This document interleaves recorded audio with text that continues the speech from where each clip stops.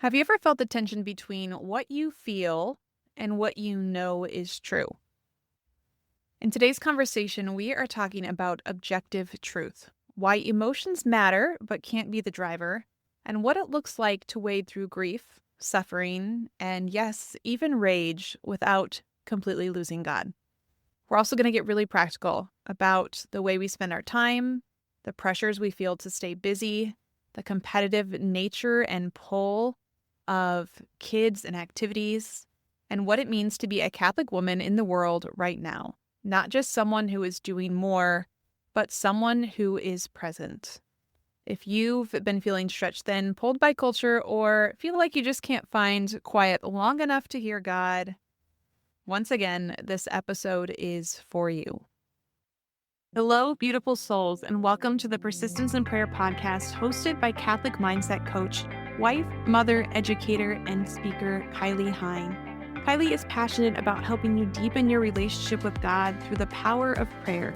This podcast is a space for high achievers who want to do it all, but also want to prioritize their spiritual life and grow in faith. Join us as we explore the beauty of persistence in prayer and the transformative impact it can have on our lives. Get ready to discover practical tips, insights, and inspiration to help you develop a daily prayer practice and cultivate a deeper sense of trust in God's plan for your life. Let's journey together towards a more fulfilled and faithful life as we invite the Holy Spirit in.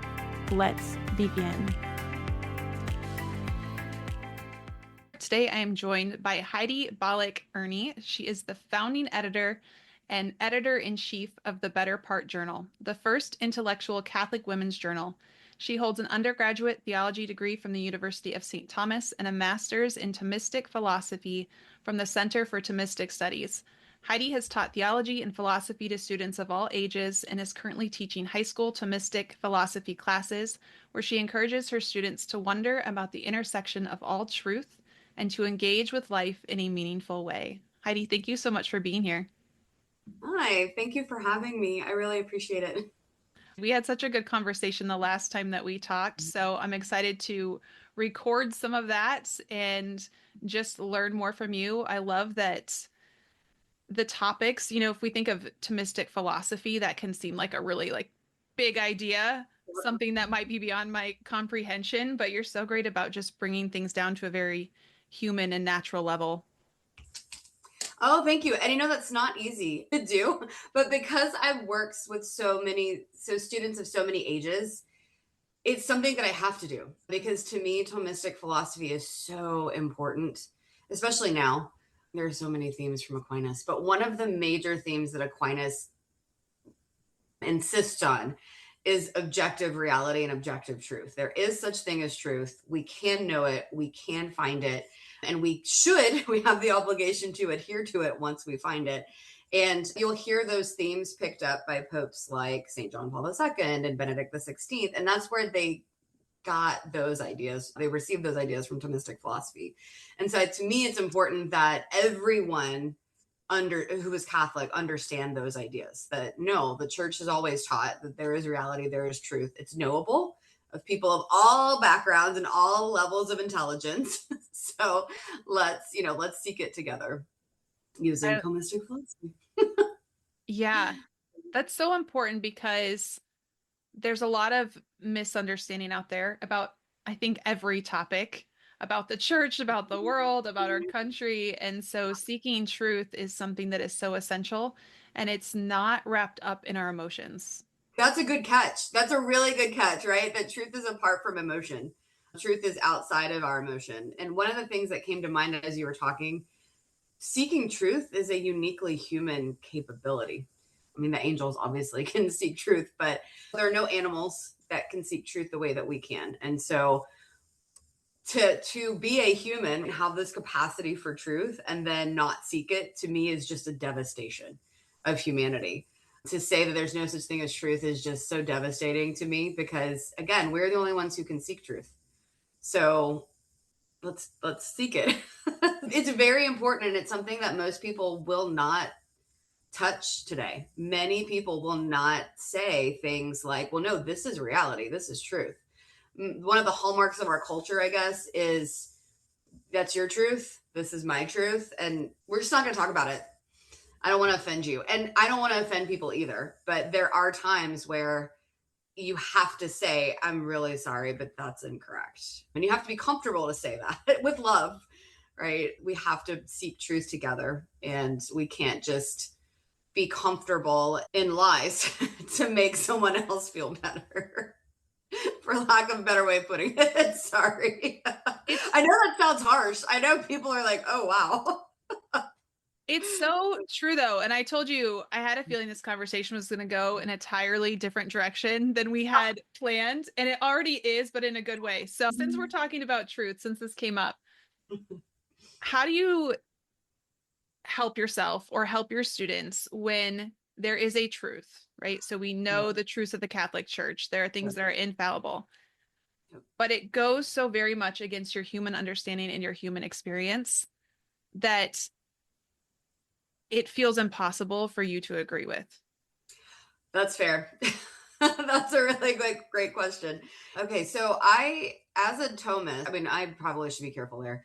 I've studied Thomistic philosophy, but I'm not a leader in guiding Thomistic philosophy. But there have been times in my life, I will say, in grad school, I had everything in this nice little package. I understand God.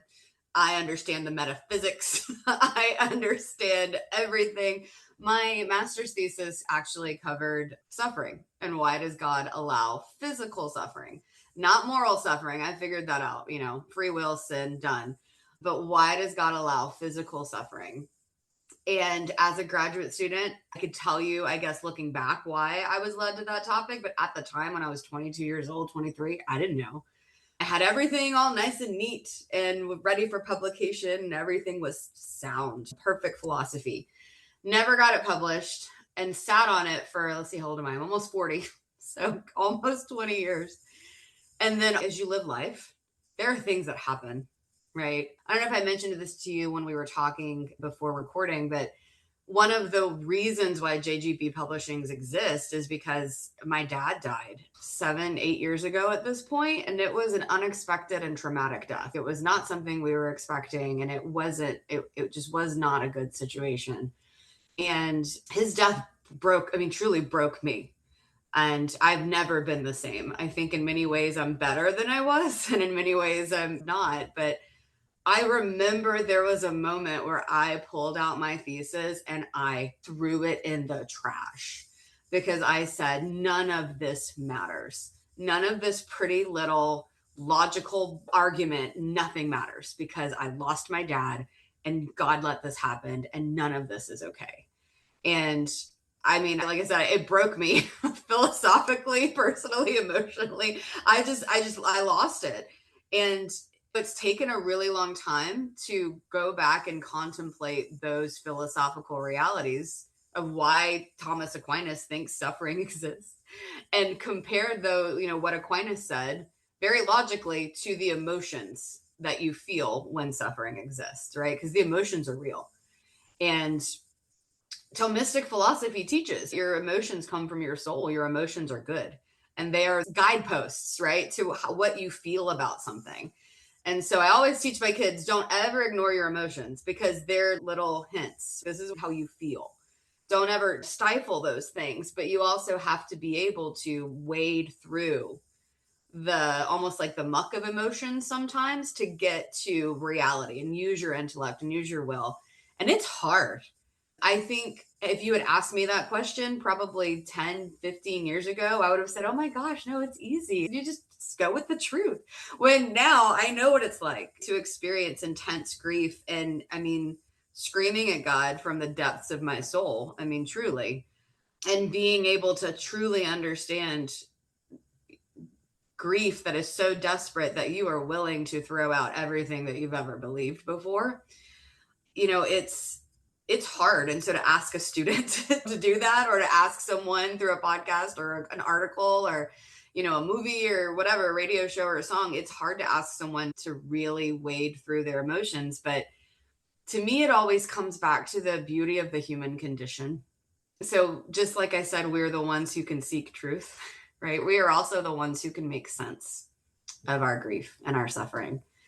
And we are the ones who can find meaning in it, despite it, right? Above, meaning above that suffering. And that is very hard to do. But I think that if you are serious about God and about his goodness, I think everything else will flow from that. That to me, that's the truth that you cling to when things happen, right? And that's the one truth that you cling to. That's the objective reality that you cling to, that God is good. Not that he allowed this to happen or he caused this to happen, because he sure didn't. But if I know nothing else, I know that God is good. So, Yeah. I think as you were speaking, this is what I wrote down. If God is who he says he is mm-hmm. and he is good, then truth is good, Mm-hmm. even when it doesn't feel good. Right. Exactly. No, exactly. Even when our emotions say otherwise. I mean, everybody has emotions that say otherwise, feel otherwise, and those are good. Emotions are good. It's what we do with them. It's where we let them take us. Students will tell me this all the time. Well, so and so said that it's really bad for me to be angry, so I should hold it back and never get angry. And I always say, no, that's Jesus got angry. Come on, guys. The emotions are good. They're parts of our soul. They're faculties of our soul. So feel the emotions. Let them come. If you're angry, feel them. And honestly, I know this might be controversial, but for me, I never let myself be angry at God ever before my dad died. Oh no, God is great. Everything is great. No matter what, everything is God has a purpose for everything. And then when, like I said, when I lost my dad, there was that first moment of, I guess that was my Job moment, right? Where it was just like, I am trying to be Job right now, and I am trying to do what I'm supposed to do, but there is deep rage. And I'm sorry, God, but I'm going to express it. And I feel, for me, I guess, in that moment, or in those years, it was years. It wasn't one moment, it was years. I feel like once all of the rage has been spent and you can just be quiet and say, I don't understand, but I know you're still good. I feel like that's where you give him space to talk. That's what happened over the last 7 years, was just complete rage. And then once the rage was spent and I let it go, I mean, this is where there was room to hear something other than my rage. Yeah. Yeah. I'm thinking just in terms of losing someone. I took a class once on human suffering and the writings of St. John Paul II.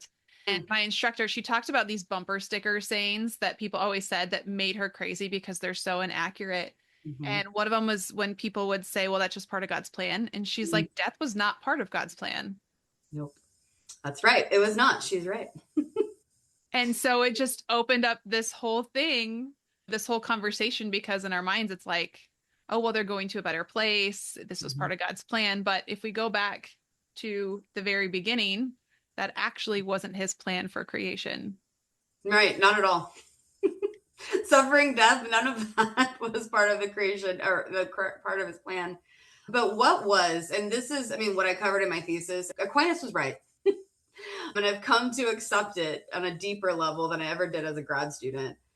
But what was always part of God's plan was freedom and love, right? That was always a part of his plan.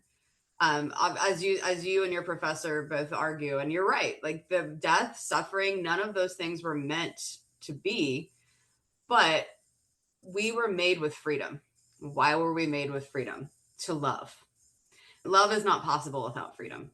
And there is this, sometimes there is this desire to want no suffering, right? Why can't God just get rid of all the suffering? Why can't, if he's a good God, then why do we have all these terrible things that happen?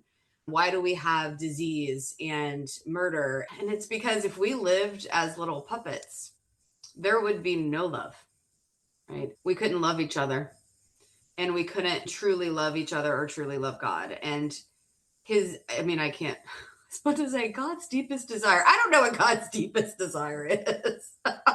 Right? But what we've always been taught by the church is that God's deepest desire truly is communion, is love, right? He needs nothing from us. He is complete, right? In the Trinitarian communion, he doesn't need us, but he created us for love. And the only way he can do that is freedom. And so with freedom comes great responsibility, but also comes great pain and bad decisions. And so people have the freedom to do that. And again, gosh, I don't mean to be so sad today, but I mean, this devastation of the human condition is that we have all of this freedom. And what do we do with it? Where do we go with it? What do we spend our time doing? And when you really stop and think about that freedom we have, the ability to seek truth, the ability to find meaning, to me, it just puts a deeper level or deeper meaning to being human and just being alive and looking at your child or looking at your husband or looking at your friend or your students, right? And just realizing there's such great goodness in the fact that we even exist. It's beautiful. So, just a really quick pause here because emotions happen to come up in the conversation. My friend Jessie and I are hosting a free workshop called Why Am I Like This? Making Sense of My Emotions. And it is for women who want to stop suppressing what they feel and start understanding it through a calm Catholic lens. We're going to talk about what emotions actually are, why God gave them to us, how to build emotional vocabulary, and how to respond when you feel something without letting it run your life, because we don't want to get rid of emotions. We don't want to suppress them. We want to understand them. And we want everyone to understand that we are not powerless to what we feel. Because if we let our emotions run our life, they will overtake our prayer, our decisions, our relationships, and they can wreak havoc. But they are a beautiful God-given gift that when we embrace them and understand them, we can build emotional resilience that is in alignment with our Catholic faith and can help us in a really beautiful way. So this free workshop is happening on January 12th at 6 p.m. Central. It is free. You can grab the registration link in the show notes, and I would just love to see as many of you there as want to be there. So, just quick side notes, and Heidi, this is going to go back to you. You mentioned freedom, you mentioned love, and what are we doing with our time? Which I think is such a great question as we enter this new year is what are we doing with our time? How are we intentionally spending it or unintentionally because we just let our circumstances dictate how we spend our time and how we lean into all of that? You mentioned earlier about letting go of your rage, and that gave you room to listen to what God had to say. Mm-hmm. So once we learn how to process our emotions, I don't want to say manage our emotions because we don't manage them, but we process them and understand, okay, these are indicators from the Lord, from our soul, trying to tell us something about our lived experience and about God and what He wants for us. So once we begin to do that, and now we can look at, okay, how do we make space for God to actually Mm-hmm. speak in our day-to-day lives? That is very difficult. And I don't know if this is a cultural thing or if this is just a human thing. It might just be a human thing. But we are very intent on just staying busy. Busy, busy, busy, busy. I'm guilty of it as well. To me, you really need to be intentional and truly understand what time is. So we have some themes coming up for some issues and things like that with our journal, but one of the things that I wrote down for one of our issues is this concept of time is life. We always say here in the States, right? Time is money. Time is money. How much are you going to pay me to do this? We've started saying in my house, no, time is life. It's not about how much money I'm going to make this hour or how much money I'm going to make doing this job. It's how much of my life is gone because I've done this, because I've spent time doing this. And it really changes the way that I even look at, and I know this sounds so trite, but I'm so bad or guilty about social media and spending time online and constantly checking websites and emails and how many people have clicked on our website. We need to send out a newsletter. Once I started reframing that in terms of time is life, I am spending my life looking at emails. I'm spending my life writing newsletters. I'm spending my life looking at my phone while my child is, doing something, reading a book or something next to me or whatever. Or my husband's trying to tell me something and I'm not paying attention. Once you realize that those little moments they don't come back. You don't get your 39th year of life back, right? I'm almost 40. I don't get this back. I'm almost, a couple of months away and my 30s are gone. I feel like once you realize that time is life, I think you look at things differently. You look at the way you spend your time differently. And intentionally trying to carve out space is extremely important because we get so busy that we don't even hear each other, if that makes sense. Like we kind of talk past each other sometimes, or we wait for other people to finish talking so we can talk and we don't even hear what they say. And I know that because my husband tells me I'm guilty of it and I'm owning it. I get it. I agree. He's right sometimes. But I feel like once we realize that about ourselves, we should be intentional about scheduling and quiet time in our day. And then also being intentional about our children and what we load onto our children. So there was a time when we were, piano lessons and soccer and this and that and this meeting and that meeting. And our son, he would get some food on the road and just, let's go. We're busy. We got to go. And we had to decide as a family, we are not doing that to him anymore because that sets him up as an adult to think that that's what life should look like. And so we pulled the reins right, pretty hard and just had to make a family decision that, okay, we need these nights free, 3 nights a week, whatever, free. We are having time with no devices as of, X time in the evening. We're going to read books. We're going to play family board games. That's not space for us to hear God, right? But it sets up the quiet, being used to quiet and being used to quiet space. Because to me, in my experience, not that that's always true, because I think in the Old Testament, God wasn't very quiet all the time. But for me in my life, God's been very quiet. It's almost like he's let me have all the space to make noise. And then he waits for me to quiet down. And then he's like, okay, I have something to tell you now. You ready? Like, quiet. So I feel like he's not going to force you into that. Free will, right? He's going to respect you, what you do with your time. I think you describing your nights off where they're not complete silence, but they're places to encounter the Lord through others. But it sets the stage and it prepares the way for when you go into your prayer time. I am thinking of the story of Elijah and something I didn't realize for so long. We talk about the still small voice, like he wasn't in the wind and he wasn't in the storm, all those Yeah. things. But we forget about the journey that he took to get to the mountain. All of that time before of preparing to be in the quiet.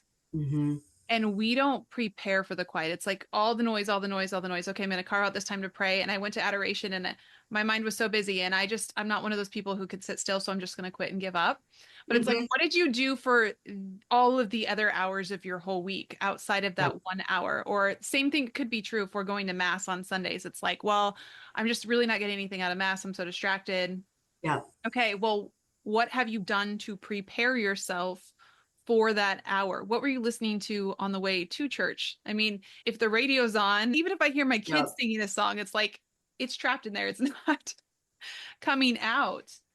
And you shared with me some things that your school does to just be really intentional. You have this crazy, unique school that you can share with us about, but there are some things that I know you shared with me you were even a little resistant to when you first started there that now you're like, okay, I see the fruit of this. Oh, absolutely. Yeah. So I'm at a private Catholic classical school in Houston. And before I came here, I taught for, oh my goodness, another Catholic school for 12 years, I think. And I'd gotten to this point to where I was burned out because there were just emails and events and meetings and no such thing as lunchtime because a line of kids out the door who need help, and you're kind of shoveling down food while you're talking to kids. And they were all wonderful kids. I mean, they were all really great kids. I can't say anything about them, but it was just, I couldn't do it anymore. I burned out. And so after a few years off, when I was asked to come out of retirement for this job, I just laughed and I said, absolutely not. Never. I will never teach ever again. And I mean, they truly stated, well, why don't you sub? I'm like, okay, I could do that. And then honestly, spending time on campus, I realized, oh my goodness. Yes, it was hard. So there are no devices allowed for students throughout the day. And obviously, they don't police our phones too, but there is an expectation that we are not on our phones, and we're certainly not on our phones in front of children. There are lunch times, and then there are also meeting times. The students and the faculty both know there are no meetings during lunch. We actually want you to stop and eat and actually go see each other. It's an unspoken rule of please do not eat alone in your classroom. Please walk to come see us. We will all eat together and then we will all go back to work. So there is this moment of everything stops during the day. And the kids are the same way. Same thing with devices, even teaching, they don't really want us on devices when we teach every day. Obviously, we need to use devices and be innovative and kind of teach the students how to use technology appropriately. But we're really trying to teach the children and ourselves, remind ourselves that it's really great to sometimes just sit down and read Homer out loud without any technology, right? Sometimes it's really great to sit down and read Shakespeare and talk about virtue without any sort of devices or PowerPoints or slides or taking notes. Sometimes it's just great to sit down and talk about these things. Or sometimes it's valuable to do these things without being worried about a grade. And those sorts of things really stressed me out in the beginning because it was so different to the way that I had taught before. I guess same thing with emails. They were very clear when they hired me. You do not need to answer emails right away. In fact, I would recommend you not do it. What? What are you talking about? I am constantly like, oh, I got a notification from a parent. And obviously, we're supposed to respond to emails timely. However, if we answer emails at 11 o'clock at night, someone's going to expect that next time. So why don't you wait until the next morning, go to sleep, and then answer it when you arrive tomorrow. It can wait. In fact, it would be better if they even just called them on the phone instead of shooting emails back and forth 4 times. Just call them. And it's so different than anything I had been used to, but it's a beautiful culture. It really is. It's a very different place to work. It's very peaceful. I mean, we have our craziness, it's kids, it's school. There's always craziness, but there's also just a lot of fun. There are times during the day where sometimes we just stop and let's go outside. We have donkeys on campus now and cats and chickens. And in addition to all of these things happening in the classroom, there's a lot of outdoor life as well. So it's a really holistic, beautiful learning. And I feel like only a Catholic school could do something like this and do it well. Because it's very Catholic, right? In the universal sense that we bring together all goods. So all that is good, we try to bring together. You said something that I want to highlight. You said we're setting the expectations. Essentially, we're setting the expectations with our responses. Mm-hmm. So the way that we respond to something is how others are going to expect us to respond again. And then Mm-hmm. that puts pressure on us because we want to people please to some extent, want to people please, or we want to meet that expectation that we actually set the first time. Yes. And it's really hard to go backward. I mean, once you've Yeah. established that, it's hard to cut it off. So it's something that we need to be mindful and aware of. And then I also just heard this setting aside of culture, Mm-hmm. of the demands of our kids need to learn all of these things and everybody needs to go through calculus. And if my kid doesn't get through this, then they're not going to be competitive in the world. Yeah, there's certainly that as well. I mean, we do have some of that. We have AP classes. We have, all those things. Sorry, I cut you off. No, it's okay. I'm just curious how you navigate all of that, or maybe the parents just know that probably parents just know that expectation coming into school. But Mhm. I think of the competitive realm that so many schools get wrapped up in. And Mhm. even where I live, it's like there's these Catholic schools, Catholic in name, but they're known for certain things. Like this school is known for their football program. This school is Catholic, but they're known for their academics. These kids are Mhm. going to the Ivy League Yep. schools. Yep.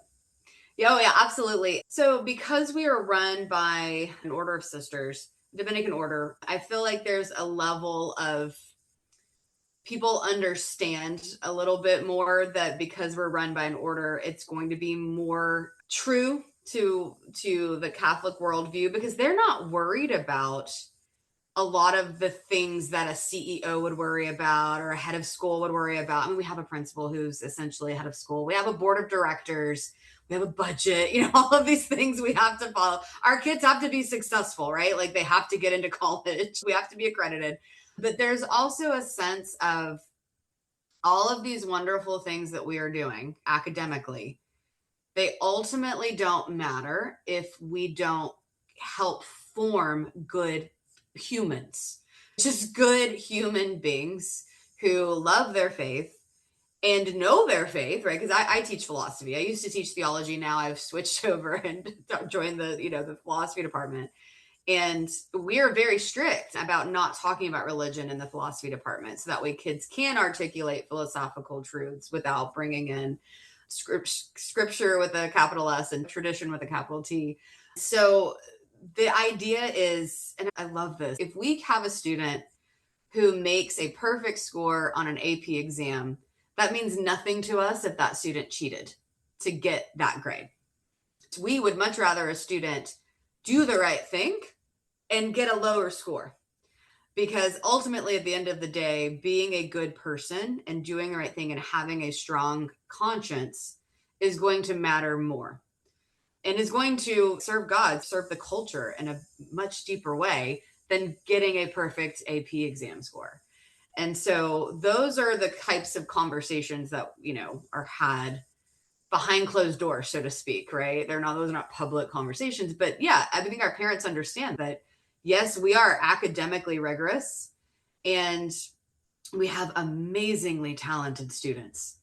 However, they are talented in many, many ways. They're talented academically, they're talented musically, in terms of theater, in terms of art. They truly are well rounded and well formed.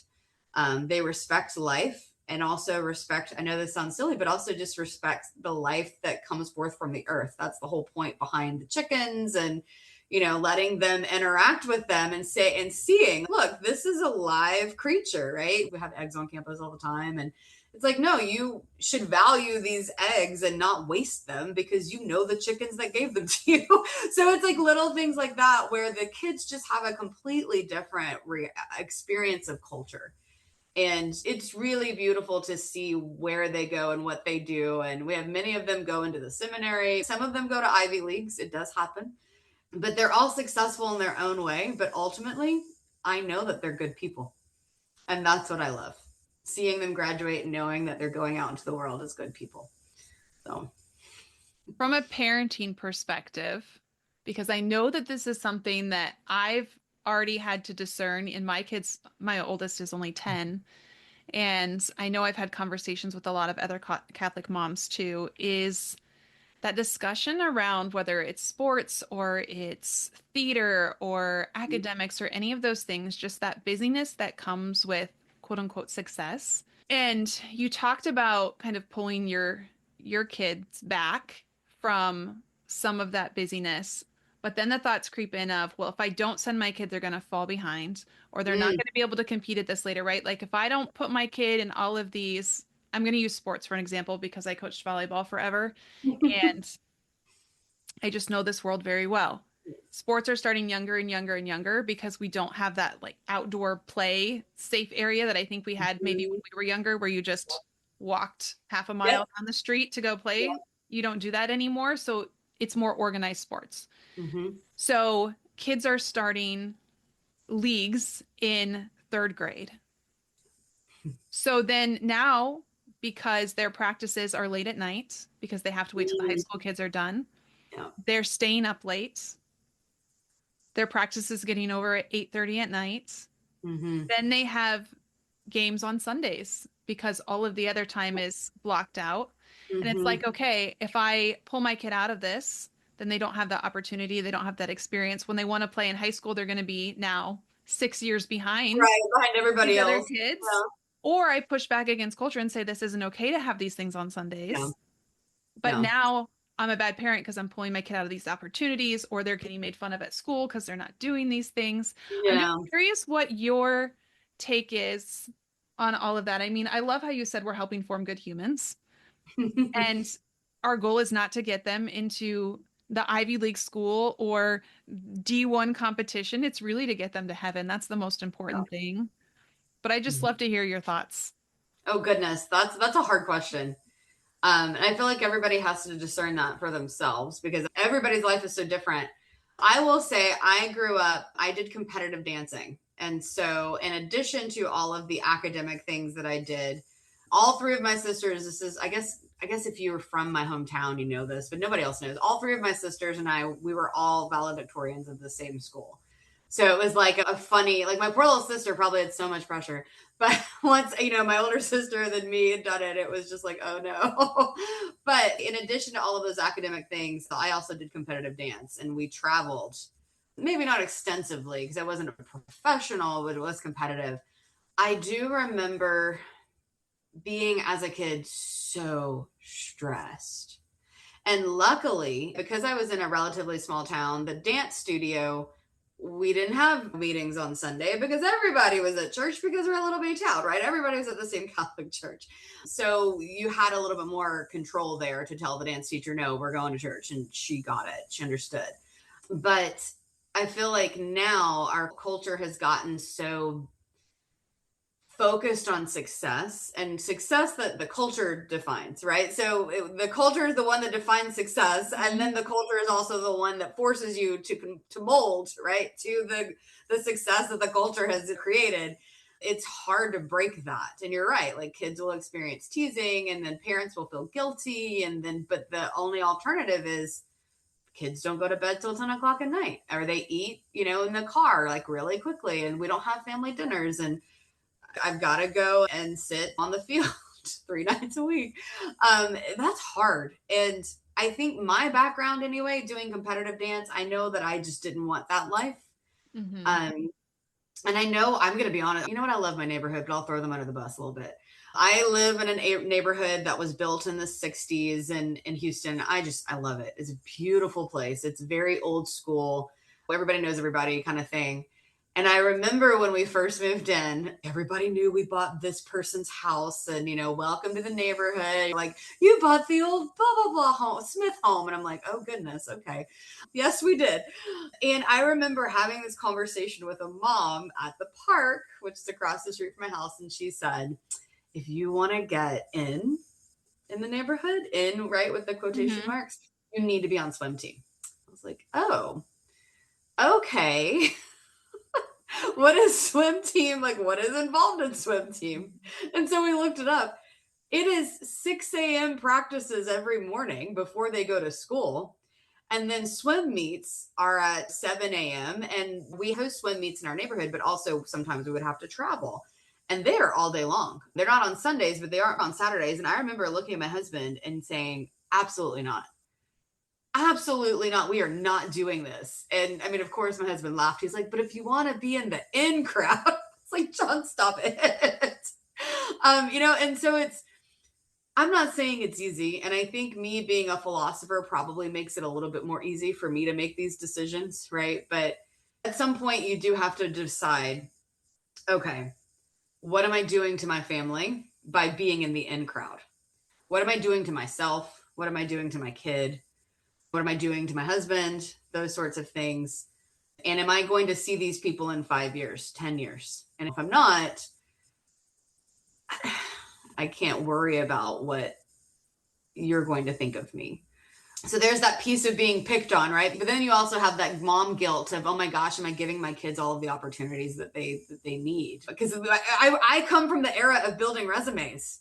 That's what you did as a student. I'm guessing you still do it now, but You build your resume from the time you are 12 years old and you put everything you do on that resume. I volunteered here. I went there. I did this internship. I went to this summer program and, I'm amazing. Here's my resume. I come from that era. And I will say this, I had made a decision to go to a particular college that was very well known, very, not Ivy League, but up there. And over the summer, I actually, in between high school and college, I interned for the National Life Teen Office, which is really funny to say now, but it was such a long time ago. And again, oh my gosh, the quiet. I was out in Tiger, Georgia at one of their Life Teen camps as an intern, and there was a lot of quiet time, a lot of prayer time. And at the end of the summer, I changed my mind and I went to the University of St. Thomas in Houston, Texas. I literally applied in August, and my admissions director, who is now a VP and still a good friend of mine, said that that was pretty much unheard of for someone with my resume to not have a plan 3 years in advance and to just show up and say, I want to go to UST. Right? And it worked out. Like, looking back, it worked out because, with the journal, I have editors from the University of St. Thomas. That's where I fell in love with philosophy. That's where I studied Thomistic philosophy. My resume did not matter. And I'm not telling parents, oh, please, y'all, please don't come at me. I'm not telling parents to not help their kids build a resume. But I will say that my resume did not matter. And it helped, I guess, to get accepted to UST quickly in August, but it didn't have any bearing on anything that I'm doing now. Absolutely nothing. And so maybe try to discern, right, what's important. Because yes, communal activity and being involved in the community actually is important. Those are valuable things. But try to discern as a family, collectively, what's important to us and what's going to be important 5 years from now, 10 years from now. So sometimes your resume does matter and sometimes it doesn't. You never know where God's going to have you land. And all that crazy chaos, I danced too. And my sister and I would Oh, joke about how we were professionals at changing in the car and putting on tights in public spaces without that's right. anything being seen because That's it. we were always going from one thing to the next to the Mhm. next. So I Yep. did swim team when I was really young. And then we bought a farm and we had horses. So swim team had to go. There wasn't time for that. But Oh, I was at the small school. So basketball, volleyball, yeah. competitive dance, Yep. track, school dance team, plus all Mhm. the other, Mhm. choir, Yep. all the things. And Mhm. what did I get from that? I wanted to be well rounded. I wanted the resume. I also Mhm. got a lot of stress, and I learned that it was normal to be stretched so thin and to be Yeah. expected to perform at a very high level Mhm. in all of those things. And then, of course, I took that into my adulthood. And now it's like, okay, what are we actually protecting our kids from by Oh, yeah. doing less and Yeah. being more, just being around each other, having Yeah. conversations, having quiet. And trying to find joy. And here's honestly, let's say you have a child who absolutely loves dance or swim team. Maybe they love it. They just love to swim. And they are just at the end of every swim meet or practice, they're like, oh my gosh, that was so much fun. I love it. I love my friends. This is great. Let them do it. But I remember there was a point, probably when I turned 16, where I would just cry because I was so stressed. And the dance studio was amazing. It's not like anybody was like, no one was a bad teacher. No one was forcing me to do this stuff, but I had this sense of, well, I can't give it up now. I've been doing this for 8 years. Like, this is what I do. And I can't back out now. It's mid season or whatever. And I would just cry and cry and cry because I was so tired. I was so stressed. And I think I also played tennis as well. And it was just one thing after the other. And it's different because I have boys. I have a boy. So it's not like they're going to cry over, whatever drama. But I don't want that for my child because, not that they're going to experience hardship. It's going to happen. But if something brings them joy, then yeah, do what you love. But if something doesn't bring you joy, let it go. It's okay. And that was something I didn't learn that lesson until I was almost 40. Truly. If you don't love it, let it go. Time is life. Life is too short. Time is life. So if you don't love it, it's okay. So, Yes. If you don't love it, it's okay. Even if someone else tells you you would be great at it yep. and they keep asking you, it's okay to say no. Yep. Mm-hmm. It's okay to say Absolutely. no. Pray for the person who's going to fill that role. Mm-hmm. Agreed. One of the questions I wanted to make sure that I asked you today that I know you like talking about is we've talked about motherhood, but Mm. what about just being a woman? What does it mean to be a Catholic woman at this point in history? Oh, goodness. Such a difficult question because there are so many cultural pressures, right? Have it all, do it all, be it all. But then there's also that added cultural difficulty of the transgendered movements. And there really is no definition to a woman kind of movement culturally. There is no such thing.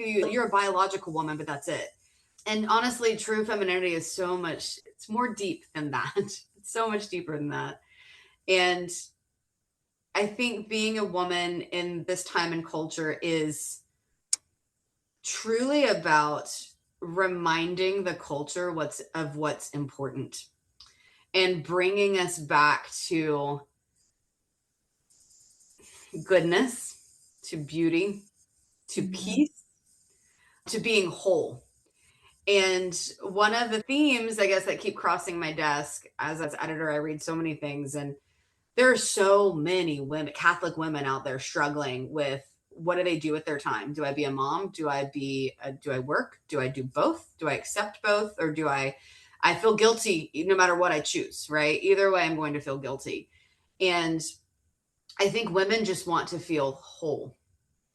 And so being a Catholic woman truly means obviously being faithful, right, to God, being faithful to the magisterium and the truth, right, the objective reality that has been revealed by God through the church, but also just through knowledge, through natural knowledge and philosophy.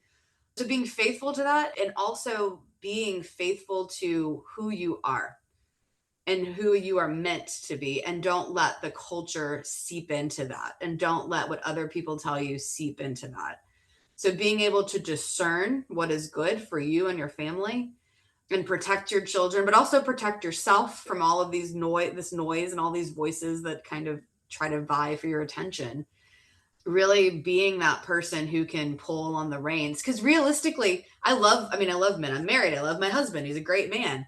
But never once has my husband ever said, hey, we should think about this schedule. Like, we should think about this calendar. This is too much.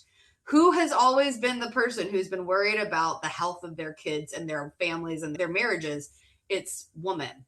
We worry about those things. We worry about the health and safety and the goodness and the peace of the people around us, whether that be family or not.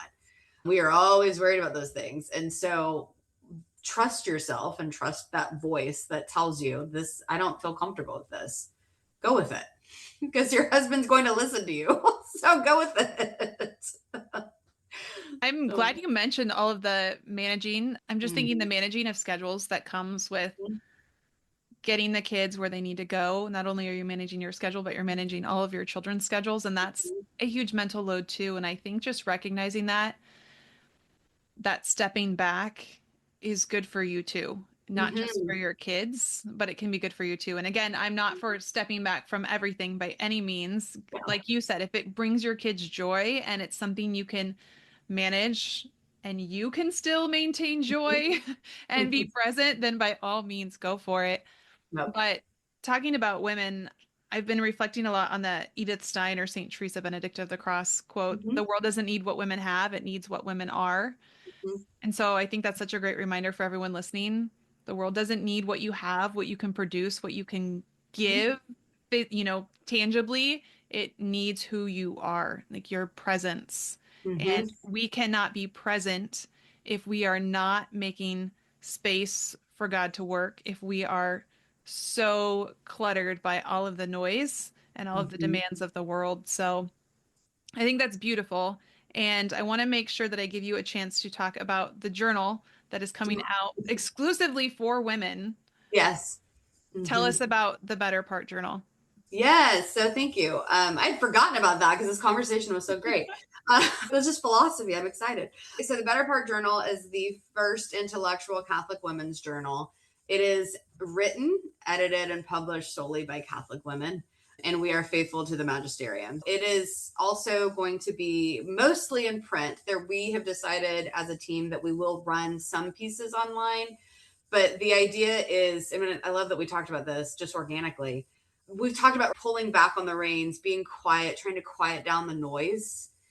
That's the whole point of the journal is to show the world, especially women and publishing in general, what does it look like to publish quiet, curated, thoughtful pieces that last. These are not things that you're going to scroll through and lose interest in about a week. These are things that are timeless, topics that are timeless. The journal is meant to be kept. The idea is that it's going to be a work of art. You're going to read it and then put it on your coffee table because it's beautiful. It's in full color print. We'll release it in April, so put it in the mail in April. And it really has been very healing. It's been a very healing process to bring this to life and to see all of the beautiful things that Catholic women are doing in the world. I feel like we don't have a space that highlights our scholarship and the good things that we are doing. Many faithful women, not all faithful women, because I'm not a quiet person all the time. Sometimes I'm very loud and very assertive. However, there are many, many Catholic women who are very quiet about the beautiful things that they do. And I feel like a lot of times their work in the church doesn't get noticed because they're so quiet and so gentle. And so I love this idea of shining a light on them and what they're doing. It seems to have taken on a life of its own. And it's been beautiful to watch it grow. So, I love that you said it's a work of art because mhm. sometimes we hear the word journal and we can think, at least in my brain, I'm like, oh, it's like an academic journal. Yes, I'm going to yes. have a lot of mental space to read this. And Mhm. I don't know that I have that in my day, but you shared with me just the different types of pieces. It's not going to be all the same type of writing. And so to think of it as Yes. a work of art, that's Yes, it beautiful. is. Yes, that's a good. Thank you. It's not an academic journal. One of my editors said, "Oh my gosh, you just made the New Yorker for Catholic women," and I said, "Yeah, that's actually it. That's a good way to put it." There will be some theological pieces, some philosophy, but we have poetry, we have art, we have short stories, we have women just talking about different aspects of their lives and what does it mean to live life as a Catholic woman well, to walk the path well. We have just original photographs that women have taken. It's not an academic journal. It's more elevated than a magazine, but the idea behind a journal is that it's curated.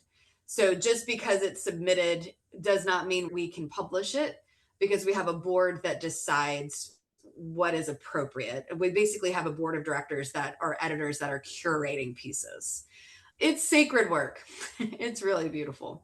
The name So, itself, the better part, mhm. implies that it's not for you to intake and then just go do a whole bunch of stuff with it. Exactly. Exactly. It's meant to slow you down, right? Sit at the feet of Jesus and just marvel. Marvel at what you hear. And I don't know if I told you the story, but I actually got the name in a dream. Everybody is so impressed with the name. Like, how did you come up with that? That is so smart. It's not overly theological, and anyone could appreciate that title. And I said, I cannot take credit. I got it in a dream.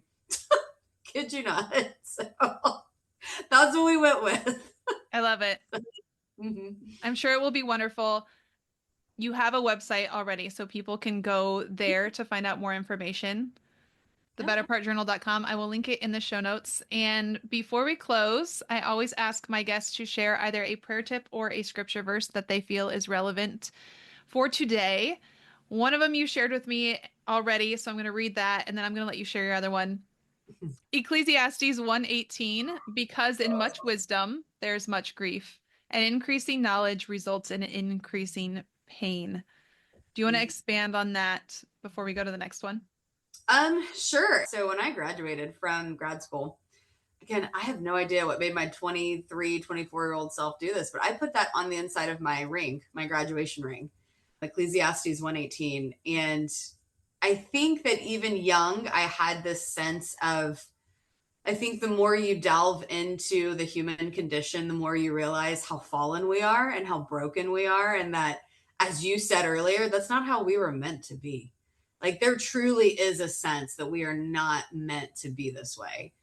And so that scripture spoke to me at that time in my life. And even now, like after what I talked about with my dad, it's even more true now. With great wisdom comes great sorrow.